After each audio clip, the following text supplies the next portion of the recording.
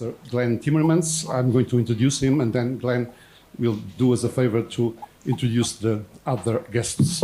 So Glenn Timmermans joined the Department of English of Macau University in 2001 after having taught for a number of years as a British Council lecturer at universities in the Czech Republic and in Poland, and after a period of studying law. During his 20 years now at the University of Macau, Glenn served on a large number of committees, including the University Council and the Senate, and has chaired the University Library Committee, among others. All these details, but... So, we will be finished soon. So, one of the research interests of Glenn is Macau's history, ever since he came to this region, and also Holocaust studies, especially in teaching of the history of Holocaust and literature in China and Holocaust education in Asia and more widely. So this session will show that Professor Glenn's interests are much more vast than this. So first of all, I would like to ask for a round of applause to our guests, and I'll pass the microphone to Glenn to start this session. Thank you so much.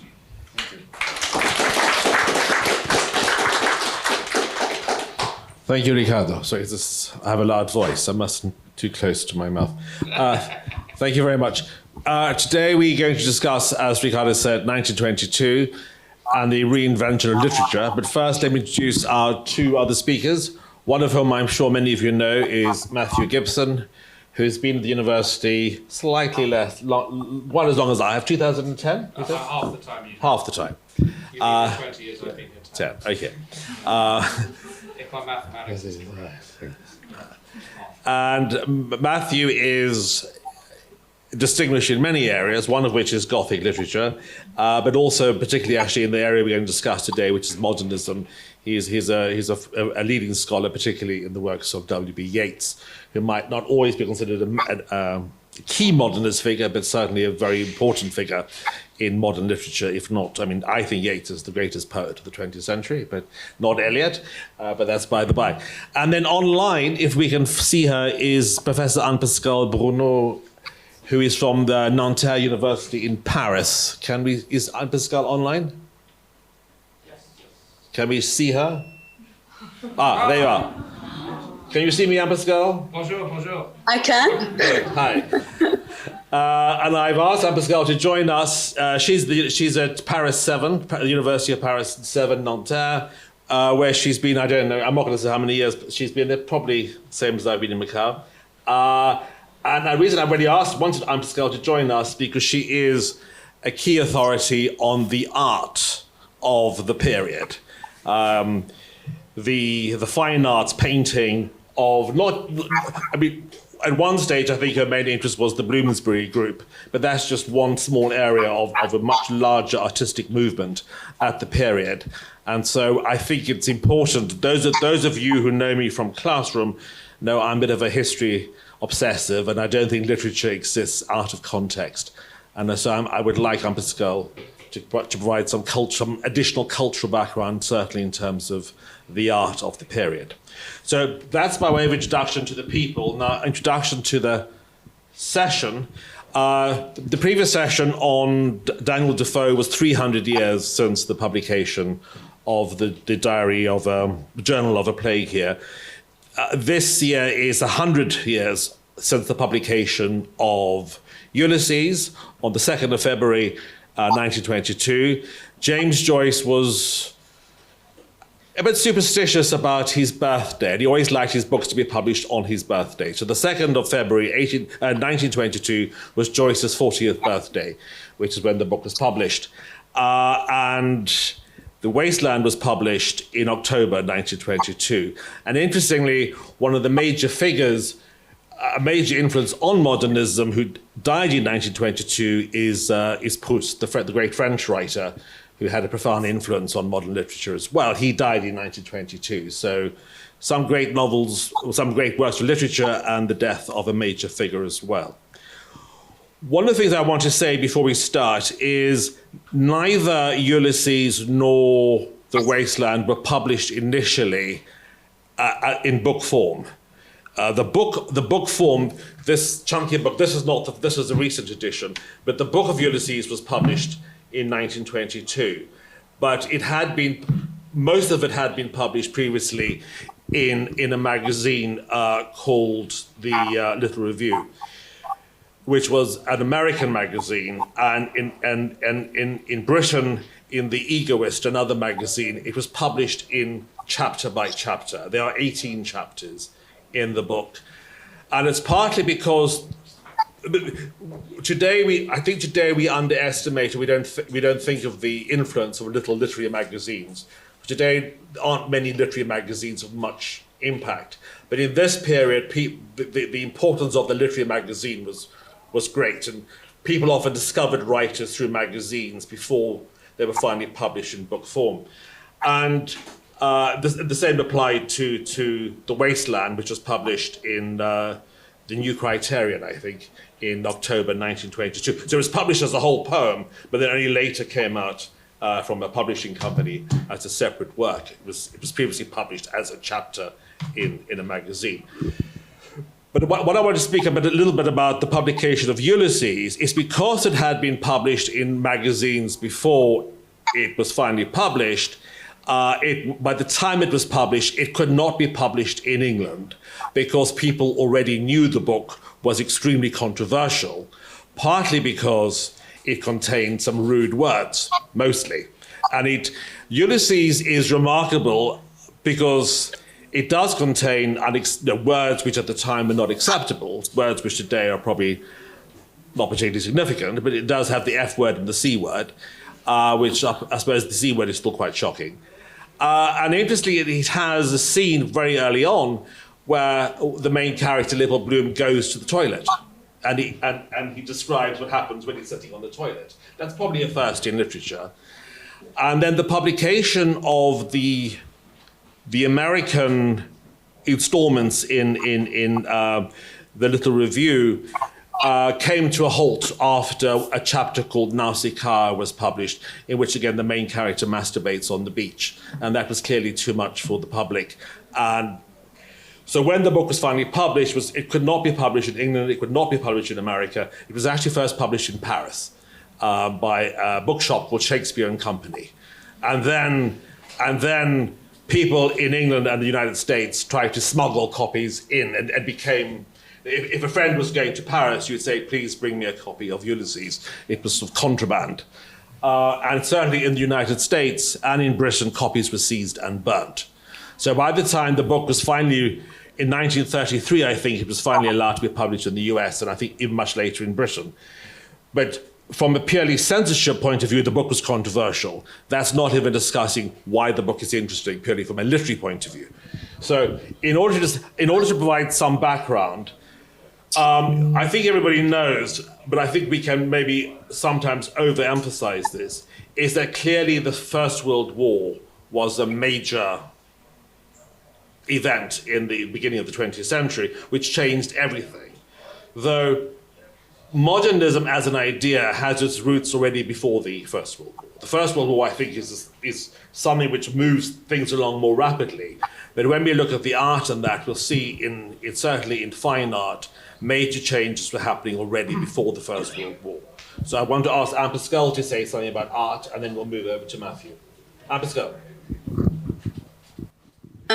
Well, thank you very much, first of all, for inviting me to join this session. I'm delighted to be with you, and that it should be possible for us in Macau and Paris to be connected like this. And I completely agree with you on what you just said, that the major changes of modernism were already happening even before the First World War, and certainly it's very true in the field of the arts.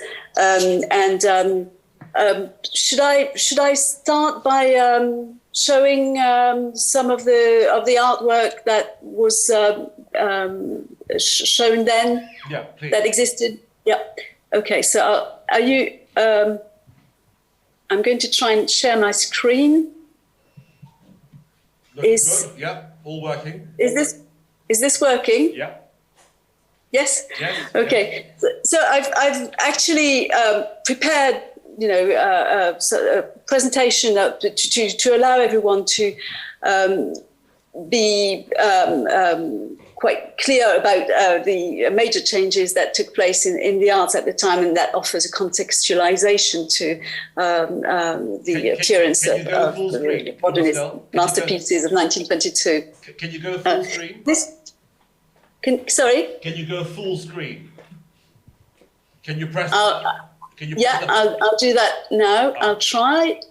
We can see it, but it would be nicer to see a larger version. Yes. Is this working? That's better. Yeah, that's better. Thank you. That's better. Okay. So in the field of visual arts, it's really 1910 that is considered to be a very important date. As at the end of that year, the British public in London were confronted with the works of French artists who were presented to them as post-impressionists, and this is the poster of the exhibition that took place, Manet and the Post-Impressionists, organized by Roger Fry at that time. And that exhibition offered a reading of the modern school of French painting, which centered on its origins in the work of Edouard Manet. This was a work that was there, and in the work of Cézanne and Gauguin and Van Gogh, so artists of the late 19th century, and younger artists who at that time weren't known in England, Derain, Matisse, Picasso, and a host of others. It was a major event with 220 artworks. Here you can see on the left a work by Van Gogh, on the right one by Cézanne, and below one by Gauguin, which is now in London. And the British public were not familiar with these works, and they were quite surprised, and some were very angry, as, for example, the works of Van Gogh elicited a lot of anger. There was intense debate around what these artists were seeking to do and how they challenged previous conceptions of art. And one of the works presented then was Matisse's The Girl with Green Eyes. And Fry, who wrote a lot about the exhibitions, tried to explain how, in his view, works were to be understood. And he wrote about this work, regarded as representation pure and simple. The figure seems almost ridiculous. But the rhythm of the linear design seems to me entirely satisfactory. And the fact that he's not concerned with light and shade has enabled him to build up a color harmony of quite extraordinary splendor and intensity. There is not in this picture a single brush stroke in which the color is indeterminate, neutral, or merely used as a transition from one tone to another. So this was a new way of discussing painting, which emphasized a turning away from the goal of representation as imitation. And instead it emphasized the importance of form. And as you can see in the terminology used by Fry here, for example, rhythm, linear design, etc. And we can relate this to a famous statement by one of the French artists who happened to be represented in the show, Maurice Denis, and whose theorizing of art also played a part in shaping Fry's own theorizing. Maurice Denis very famously stated, "Remember that a picture, before being a battle horse, a female nude, or some sort of anecdote, is essentially a flat surface covered with colors assembled in a certain order." So in these statements, there's a clear calling into question of the place of mimesis in art. Mimesis meaning representation conceived of as imitation of appearances.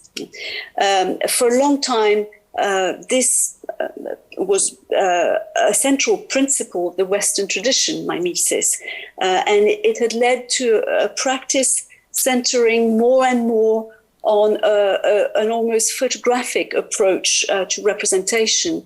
You can see this, for example, in this work, quite late 1909, by a Royal Academician, Sir Lawrence Alma Tadema.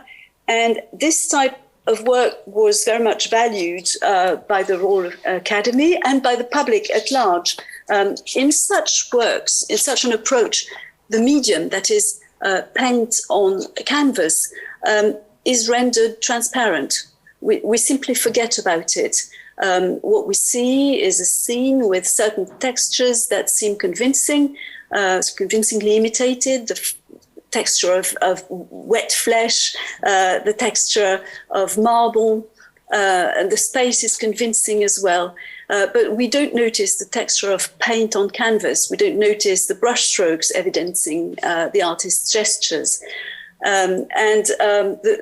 So the new discourse on art focused on form. The medium was different. The approach was completely different. The medium was no longer transparent. This is an example of a work by Duncan Grant called The Tub. We couldn't believe that this was a real figure in front of us in a real scene, in a real space. It's more a question of patterns, creating rhythm, the marks of the brush, and very much paint on canvas. So in the wake of that first post-impressionist exhibition, there were other exhibitions of continental art in London, and there was a second one 2 years later, the second post-impressionist exhibition, which showed works by British artists as well as French ones and Russian ones. And I'm going to show you just 3 works that by British artists that were presented then. There's this painting by Vanessa Bell, Studland Beach, of 1912. They're all of 1912. Next one is by Duncan Grant, The Queen of Sheba. And this is by Wyndham Lewis, Timon of Athens.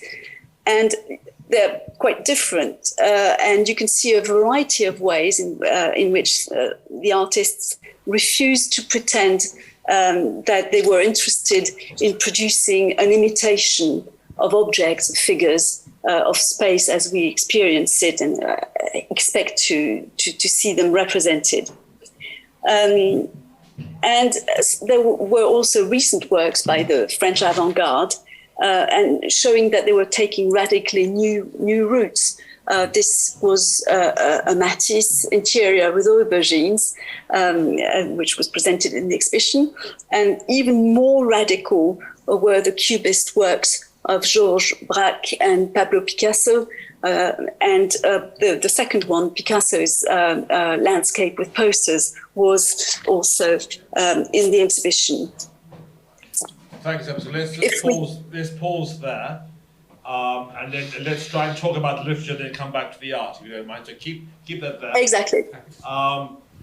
Anne-Pascale mentioned, I think, keywords, one of which was the medium. And I think this is with the key idea that in the realist novel of the 19th century, it's a bit like the painting which you showed pre this, where the reader forgets about how the story is represented. You simply describe. Oh. Microphone, sorry. The way novels worked before this period, I think, is where the reader is beguiled into not actually noticing how the story is presented. And what modernism certainly does, it makes the reader very uncomfortable because you suddenly become extremely aware of the medium of the medium of the writing itself presents itself as the form and the medium become somehow one and the same things. I mean, before I said what I just wanted to say, the reason why I think the painting is also important, we perhaps sometimes forget that writing as publication takes a while. A writer needs a long time to write a book. he or she then has to find a publisher and has to be published. So it's a process which can take months or years. To produce a painting doesn't require that. You can paint a picture and you can present it. You can compose music and you can perform it. So writing often follows other cultural innovations. And so I think the innovation we see in art is extremely important, but it's not surprising that the major changes are only seen in literature in the early 1920s, because the process of writing itself, it's not like a painting you can paint and exhibit very quickly, whereas a novel or other writing takes a long time to compose, to publish, to present. So I think that some way explains why there's this lag between the art and the writing. But I want to give over to Matthew to make some comments about what is, Matthew, the question is, what is particularly new? What is so new about Ulysses and Eliot? Okay. You've been talking about the fact that there's this sudden consciousness of style, that the modernist novel makes you aware of the medium that you are looking at. There's all sorts of different ways in which you can understand that. But let's go back to 1865 and the publication of Madame Bovary by Gustave Flaubert. Flaubert's novel is distinguished by two things: that in one way is an extremely aesthetically contrived book in which he uses a type of technique, which is the elasticated sentence, which he called free and direct style, or style indirect libre. At the same time, it has a realism, the like of which most novels had not had before, that you only see very faintly in the work of writers like Jane Austen, who is sometimes seen as the forebear or the forerunner of free and direct style in the English novel. The point being that consciousness, the temporality of consciousness, becomes part of the realism. The real is not just, as it was for Dr. Johnson, the manners of men generally, and the material world, which is how he described nature in his introduction to the complete works of Shakespeare. The real is suddenly our experience of it. This comes on the back of all sorts of new changes that are taking place, particularly in France, where you have the rise of psychology, and you have also the rise of someone like Bergson, Time and Free Will in 1889, who is basically trying to understand how the mind moves in thinking, and also, crucially, he gives a little bit of space to the aesthetic, that the aesthetic is simply concretizations of experience, which is otherwise fluid. Then you also have William James, the brother of Henry James, in his book on psychology, The Principles of Psychology, which is one of the great works of pragmatism, in which he talks about the stream of consciousness. And the stream of consciousness is not actually quite what it becomes in the stream of consciousness novel, but is in actual fact the understanding that the process of thought is not atomic association as it is for Locke and Hobbes, but instead a kind of stream over which we put borders, quite similar to what Bergson's doing, but from a very different ontological basis. Now, all of this adds to various things. It adds to an understanding that the novel has to be organized in a way that takes into account consciousness, but also, crucially, is more aware of the aesthetic devices that are used and makes you aware of them. And that is effectively a trajectory which you find through writers like Gide and Les Moralistes, obviously in Conrad in 1899, in Heart of Darkness, where you have this bizarre somnambulism almost of the main character Marlowe, which selects the story in keeping with what matters most to him, so it loses all sense of time and space. And this goes ultimately all the way to a writer like Joyce, who experiments with a kind of Flaubertian free and direct style in works like Portrait of the Artist as a Young Man, also uses this earlier in Dubliners, and finally breaks into the stream of consciousness technique, which is being experimented upon already by French writers at this time, like Gustave Kahn. But why all the symbolism? Why all the myth? This is another process. This comes from something a little bit different, but also contemporary. Sorry. Just to explain the myth part, this is very important. For those of you, I'm sure you will know, but Ulysses... His voice is so loud anyway. I don't need a microphone. Ulysses, I'm sure you all know, is it's too strong to say it's based on. I mean, Joyce didn't crib Ulysses, but he takes Ulysses, perhaps one of the earliest, most famous early example of literature of the world, the Iliad and the Odyssey. He takes the Odyssey and he reinvents it. So mythology becomes extremely important. This is something which is common really to most modernist writing, is a reliance or a looking back towards mythology. And in Ulysses, the Ulysses is structured according to the Odyssey. The first 3 chapters are the Telemachus about Telemachus, in this book, Stephen Dedalus, who appears in an earlier novel, Portrait of the Artist. The majority of the novel is based really on the wanderings of Odysseus.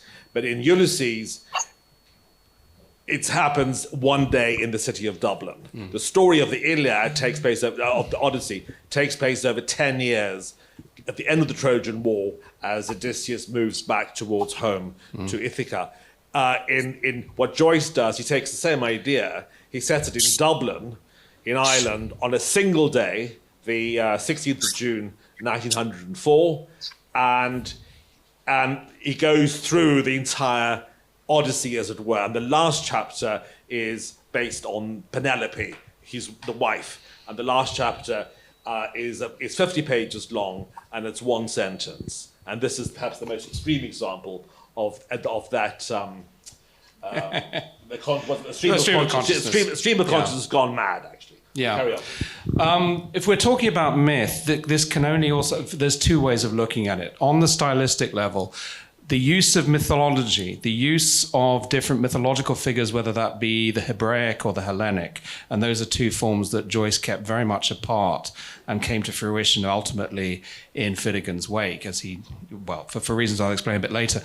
But if we're talking about mythology, there'd been so much modern anthropology, particularly in the work of Sir James Frazer, who had written The Golden Bough on the back of lots of other work and had argued that religion, that Christianity was in actual fact the development of early vegetation rites, which had all been to do with the hanging of the god, the killing of the god, and then the need for him to be replaced by a sacrifice of some sort, which then would bring the waters back, a form of water divination. That comes very heavily into Eliot's work.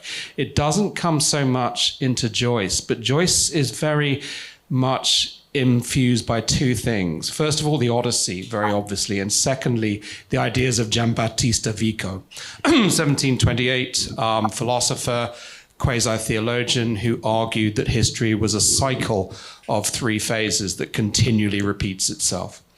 Now, in the case of the Odyssey, again, he was dealing very much from modern anthropology. Victor Berard had written a work on the Phoenicians and the Greeks, arguing, or the Phoenicians in the Odyssey, who are only mentioned in the Odyssey. Actually, Odysseus tells most of his story to the king of the Phaeacians, a kind of sort of crib Phoenician people in the text. But he argues that the Odyssey is in actual fact a work of geography of the Mediterranean. And he links all the scenes in the Odyssey to different places, which is exactly what Joyce does as well. The cave of Calypso is in actual fact the Rock of Gibraltar. And we find out that Molly, who is the Calypso in the Calypso scene, actually spent her youth in Gibraltar later. Sicily is the place where the Cyclops Polyphemus is. And Ancona in Italy is the site of Circe. These are just a few of the places. And he sees the Phoenicians, who were the sailors, the mappers of the ancient world, Victor Berard, that is, as having inspired the myths and the ideas around the Odyssey through fables that have been passed through the Mediterranean. So Joyce, in a sense, uses that and embellishes it within his work. Vico believed that effectively history is what he called a distinction between a corso and a recorso. And it's divided between the age of gods, the age of heroes, and the age of men. And he sees in particular the flood as what divides us from the age of God to the age of men. And he sees us, if you've ever read the book, there's this kind of map in which he puts, or a chronological map in which he puts the different aspects of the Greek and the Hebraic history next to each other and finds parallels. He also says that the Trojan War was a myth that really has no place in his story. And the Age of Gods is the age of marvel, illumination. It's the age when the gods just simply appear before us. The Age of Heroes is the classic Greek age, or the earlier age in which people still believe in the marvelous, and when the great stories and the great myths finally arrive involving gods and men. And then finally, the Age of Men is the age of modern democracy, modern science, and everything goes wrong. We're better off in the earlier order. And then this repeats itself. There are a lot of references to Vico, much less than there are in the later work, Finnegan's Wake, in this work.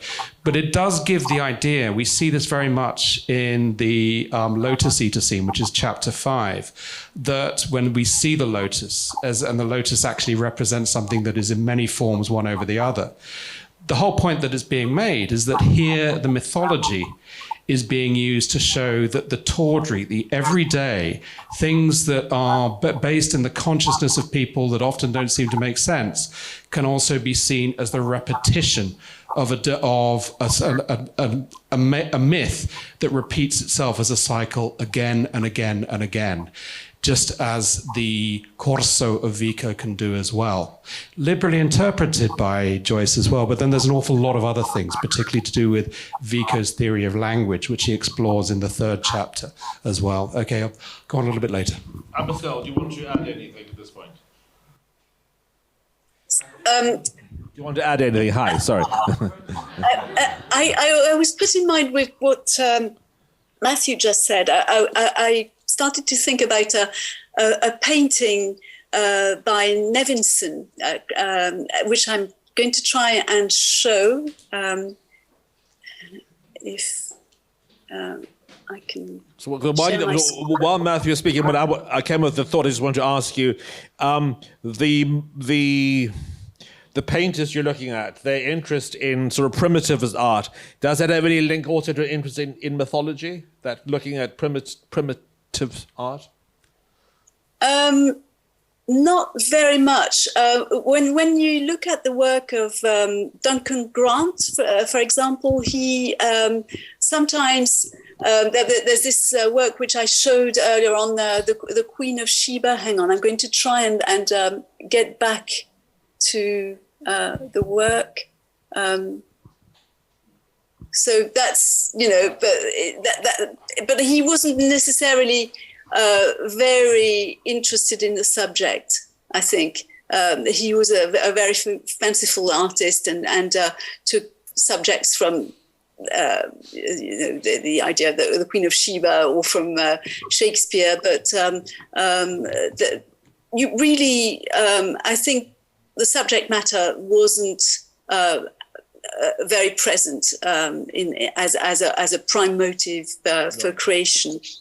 But may I just, I was saying that I had thought about Matthew's reference to states of consciousness, and that reminded me of futurism, and the British, the Italian futurists, they were a movement that had a very strong interest in the work of Bergson as well. And this is a work, a famous work by La Rivolta by Luigi Russolo, showing people demonstrating, and this is not one of the futurist works that are most focused on states of mind.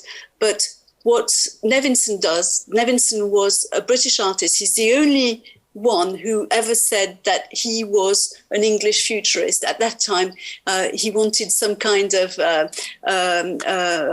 alignment with the Italian artists. They had quite a strong reputation and following.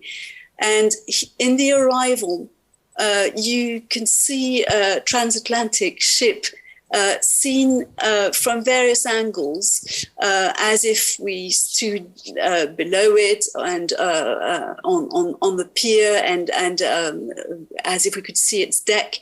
And there's this idea of continuity, states of mind, the various types of perception occurring at once, and although this is called the arrival, we may see ourselves on board the ship as passengers, and the idea is that there's a certain there's time passing, and that several states of mind and several moments are gathered in the one painting. And this is, so I think, this is where possibly there may be a connection as well with what Matthew was saying. I think that's a very apposite example, and it does, it ties in very nicely. I'm very aware that we haven't really talked about poor Mr. Eliot. So before we move on to Eliot, when we speak about modernism, the figures who are normally mentioned are Joyce, Eliot, and then perhaps Virginia Woolf is this other giant figure, certainly in British literature. And I'm always amused by this. This is just an extract from an article, but I want to read it to you. Virginia Woolf was her when she read Ulysses, she was somewhat. I think she was jealous. Actually, I think she realized this was actually a masterpiece. This is her writing in her diary, Virginia Woolf. I should be reading Ulysses and fabricating my case for and against. I've read 200 pages so far, not a third, and have been amused, stimulated, charmed, interested by the first 2 or 3 chapters to the end of the cemetery scene, and then puzzled, bored, irritated, and disillusioned by a queasy undergraduate scratching his pimples. Is how she describes the book. And then she says, Tom, this is Eliot, Tom, great Tom, thinks this is on a par with War and Peace. An illiterate, underbred book, it seems to me. The book of a self-taught working man. And we all know how distressing they are, how egotistic, insistent, raw, striking, and ultimately nauseating. That's Virginia Woolf on Ulysses. But she recognizes that T.S. Eliot thinks it's on a par with War and Peace. It's a masterpiece. So let's go to Eliot. Right. Let's talk about Let's go a year forward to 1923, when Eliot does a short review on James Joyce's Ulysses for the Dial, and he basically really praises it as a great work and defends it from, bizarrely enough, the accusations that it's just pornography from a man who was a friend of all of them, an Imagist poet, Richard Aldington. Lord knows why Aldington hated it so much and took the side of the moral majority, but he did. But the point he makes, Eliot, is that it's the myth. He talks about the mythical method. That's the term he uses. And the mythical method, which is the disjointed symbol form or using allegory beneath the surface realism method that Joyce uses, is that he says the only way of giving order to the chaos that is modern history, obviously in reference to the Second World War as well. First World War. And obviously that also basically influenced his idea in his 1917 essay, Tradition and the Individual Talent, when he says that the artist has a medium and the medium has to reflect its contemporaneity, the point being that contemporary period of the First World War is one of chaos, so you need a chaotic medium. But the interesting thing is that Eliot's mythical method is actually quite different to Joyce's.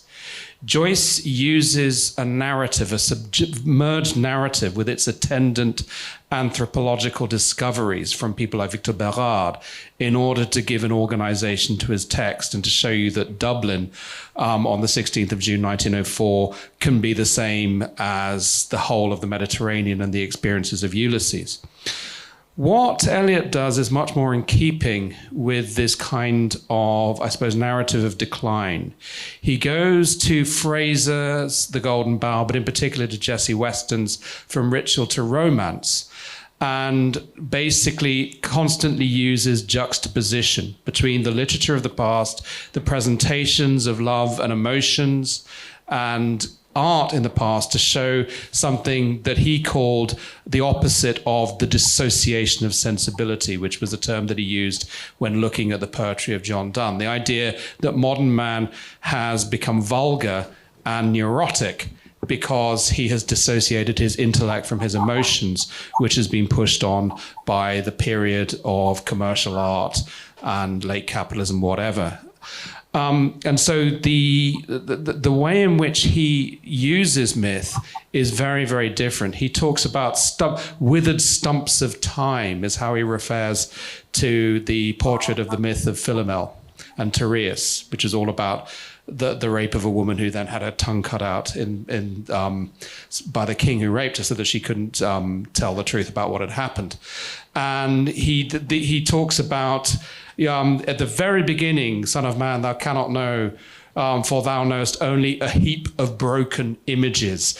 Well, effectively, that's almost like a form of meta-poetry. That's him talking about what this is. This is a heap of broken images. But all the way through, I give you images of a different culture in a different time, references to the Grail romance, references to Shakespeare's Antony and Cleopatra, which of course is the beginning of a game of chess, and constantly juxtaposed with the tawdriness of today. He was heavily influenced by Baudelaire's Fleur du Mal, as well as the symbolist poet Jules Laforgue, who used dialogue actually as images, as forms of juxtaposition. And effectively, these are some of the techniques that he uses to create the surface structure. But he always has references to the Grail myths, references to the original vegetation rites, even to the cult of Anubis and Osiris, etc., which is at the end of the first part of the poem. But always there's this sense of change, withdrawal, decay, decline, the greater past, the more spiritually vivified past being juxtaposed against its present situation. Okay? Okay, I'm interrupting there because there's a sort of time thing. With Q. Hello. We'll be running out of time, unfortunately. So we can finish in a moment, but while there's still time, questions, please. So, yes. Hi. Eve. Hi. Hello, professors. I'm quite interested between the contrast of modernism between the visual arts and literature.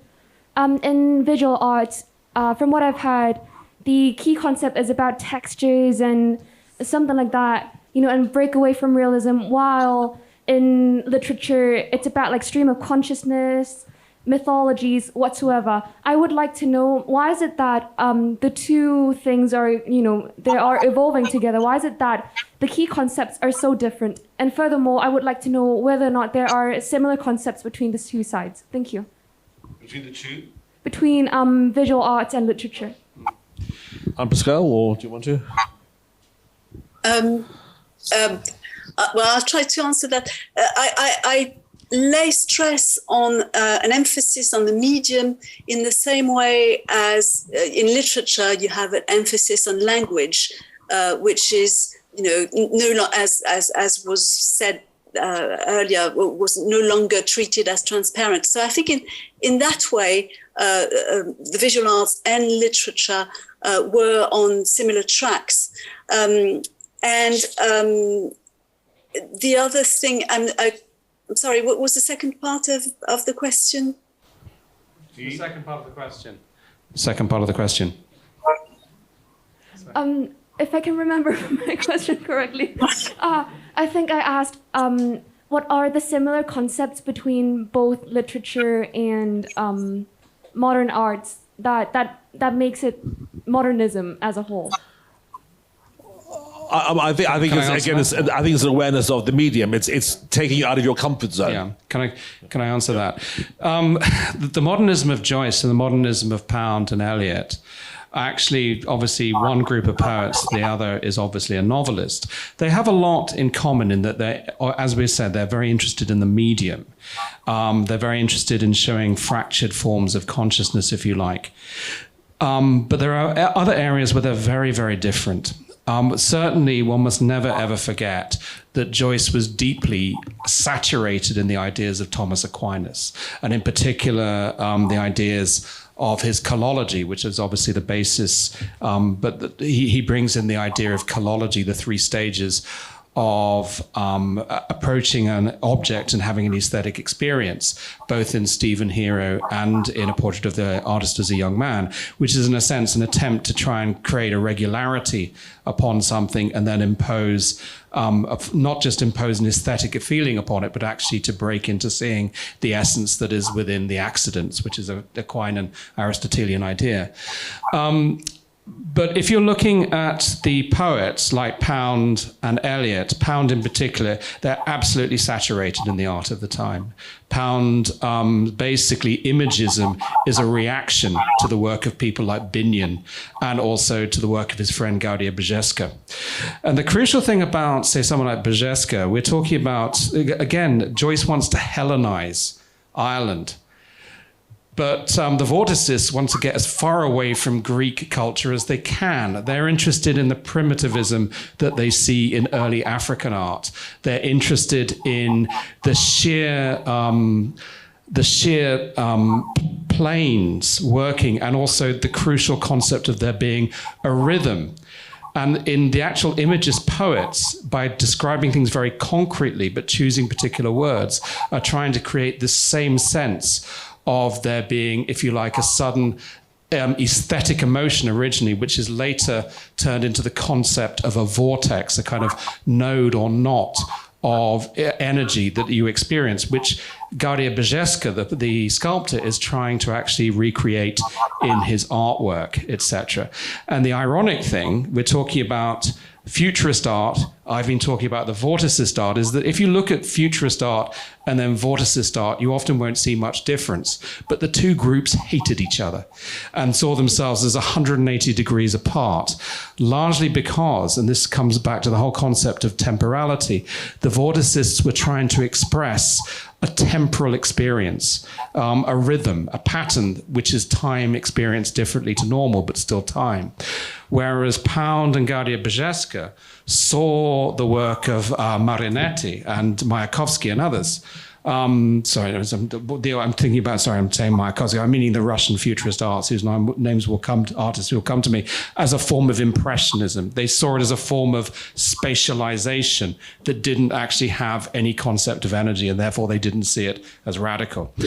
These are all the sorts of, and the crucial thing is that they eventually became, Pound certainly, thanks to Lawrence Binion, became very interested in Japanese and Chinese art, and also ultimately in the Chinese letter as a kind of a figural representation of the spoken, the oral.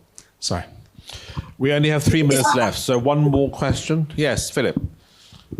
Thank you.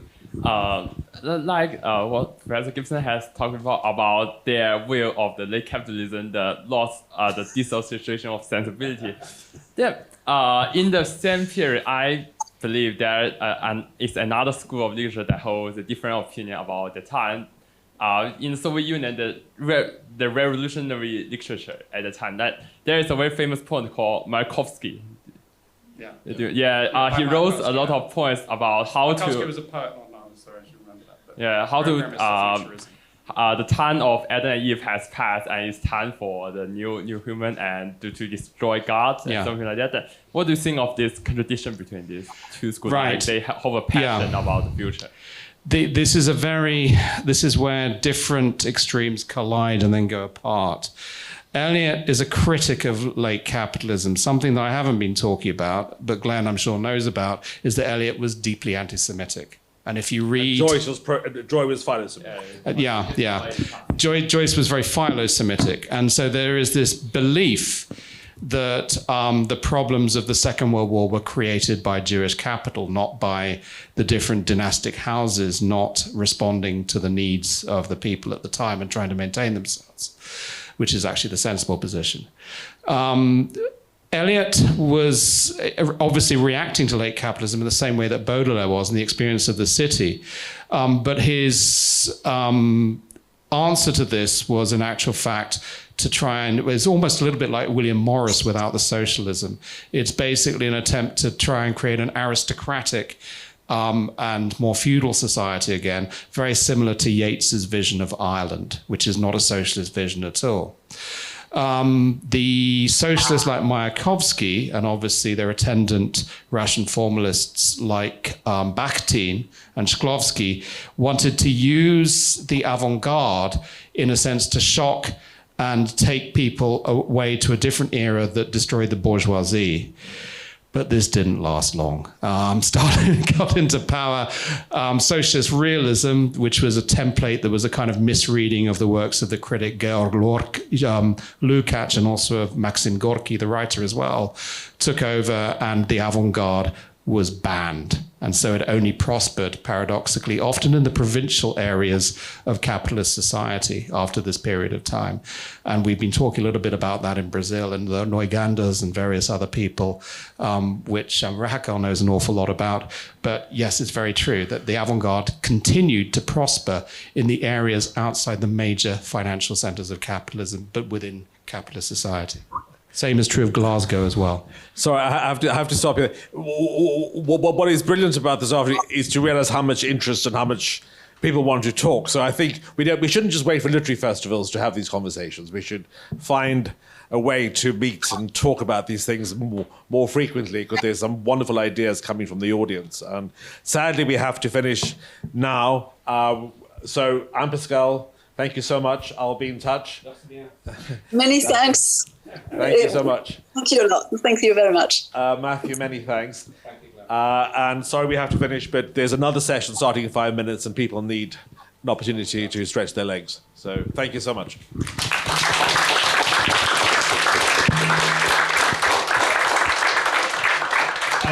Ricardo has actually assembled a very good collection of Joyce's material upstairs. He hasn't got this is a new book just on the wasteland, just out.